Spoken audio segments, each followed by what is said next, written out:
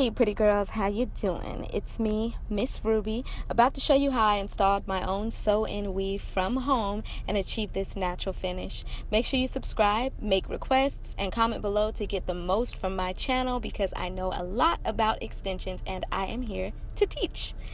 Okay, let's get started.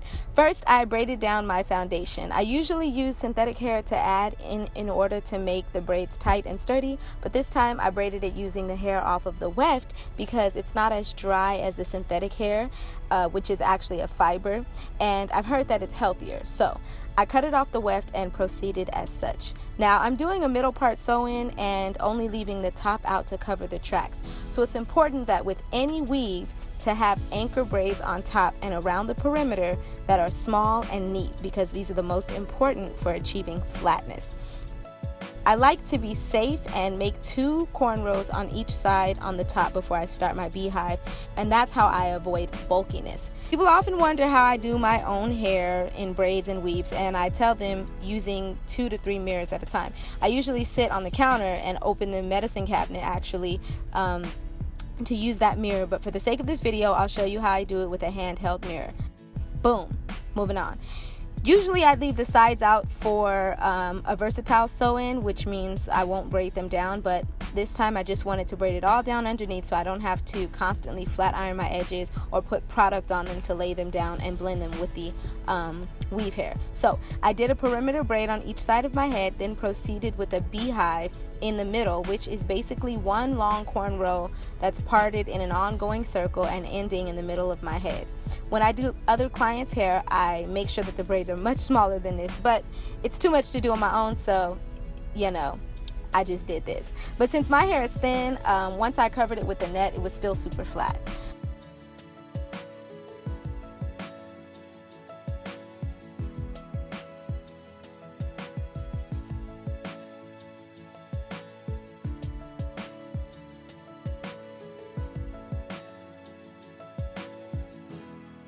Make sure to find space in between the cornrows to stitch down the tail ends of your braids because that's very essential to maintaining a flat base as well.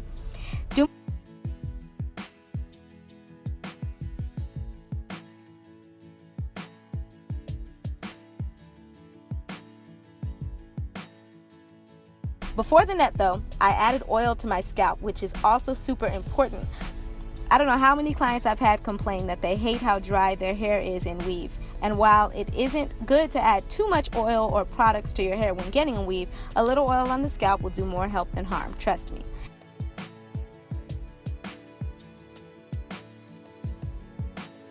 Do me a favor, hit the thumbs up if you've learned something so far. Yeah. That lets me know I'm doing a good job. But if I need to step my tutorial game up, then let me know in the comments below and I will try to do better next time, okay? Good looking out. Now, everyone doesn't need a net because there are not many gaps in between their braids and they have thick hair, but I have a lot of gaps in between my braids, which means I don't have a lot of space to attach the tracks to. So the net gives me extra space to sew onto and make my weave as full as I want it despite how thin my hair is. The net is a challenge to do on your own though, I ain't gonna lie. So if you follow exactly what I'm doing, clipping it down on both sides, sewing the front sides down first, then evening it out in the back and stitching it down all around, folding it to maintain flatness, you'll improve with time, trust me. But if you follow exactly what I did, you should be able to get at least something that you can work with. Now I like to use the standard weaving net with minimal elasticity for my nets, especially with sew-ins that have leave out, because the circles in these nets do not get too big and they're actually pretty sturdy, which makes it easier to attach hair to.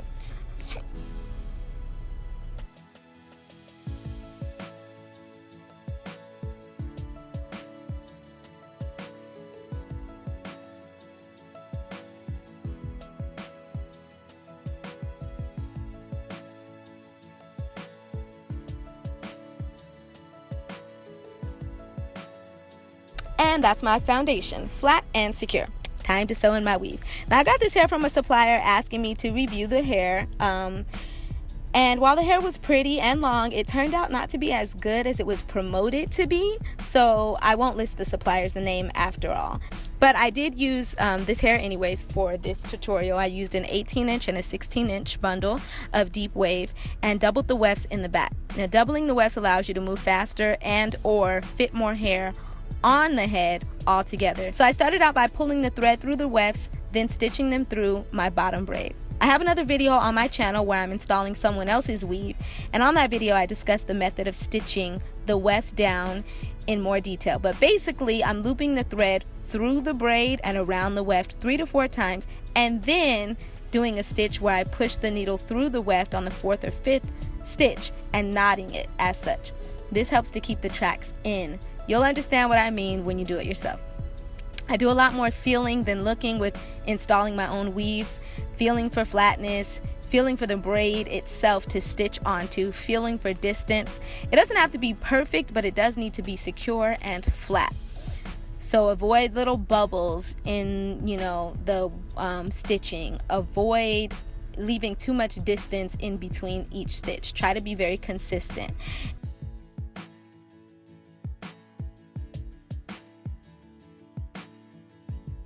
And to avoid cutting my wefts, I just flip them every time I reach the edge of my braid.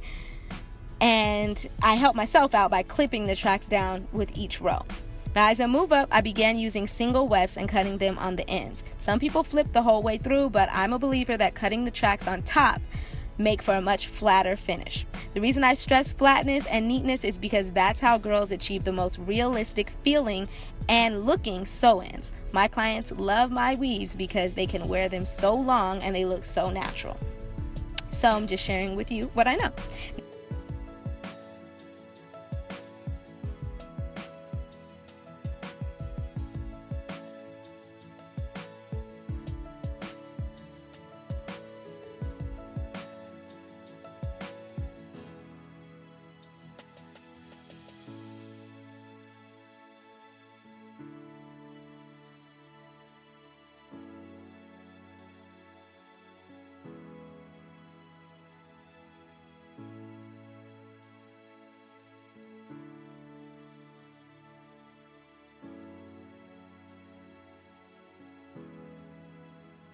Now, I wanted bangs coming up on each side, which is why I'm laying the tracks at an angle like this, and I continued this all the way up. I wish I'd have angled them at more of a deeper slope to really get more volume in my bangs, but oh well, you live and you learn.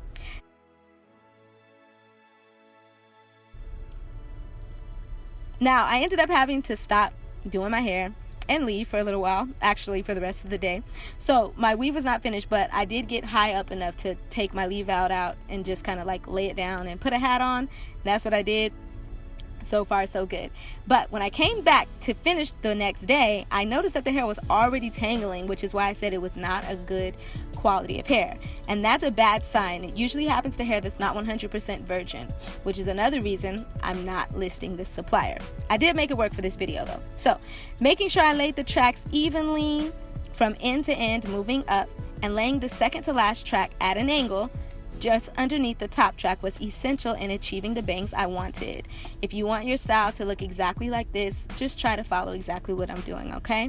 Now, if you lay all of your tracks horizontally with no angle at all, you are not going to get bangs that come and hang in the side of your face. And the deeper the slope of the angle, the more your bangs will fall in your face. It's like algebra, ladies. You feel me? This top track is probably the most important. Now, I recently touched up a client's weave who had gotten it done by someone else originally because I couldn't fit her in my schedule, and this stylist did not lay a top track down. I do not understand why. She also flipped all of her wefts all the way up, and it was lumpy and just exposed and just a mess. So please lay your top track down neatly, just like this.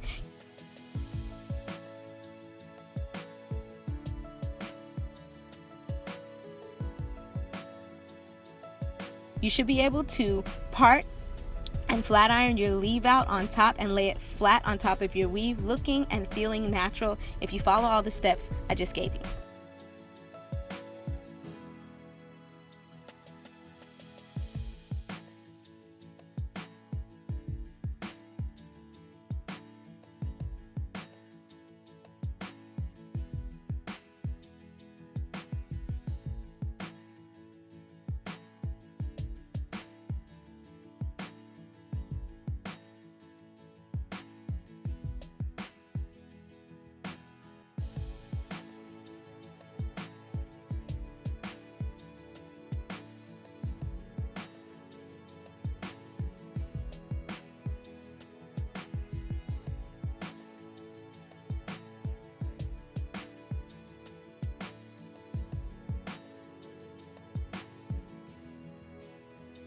Now I proceeded to cutting my bangs by first using a razor to cut the pieces closest to my face at an angle, as well as the top couple of layers on each side.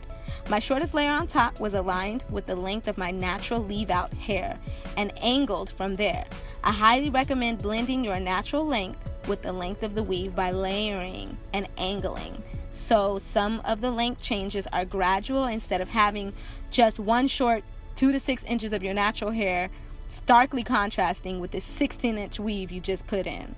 You feel me? I wanted to make layered bangs, so then I went back on each side and cut a few layers at a time, and then framed the ends to have a natural looking finish. Now, after learning more about cutting, I would do it a bit different next time, but this is the amateur process I took at this point, and it worked for me. So let me know if you have questions about this below, okay?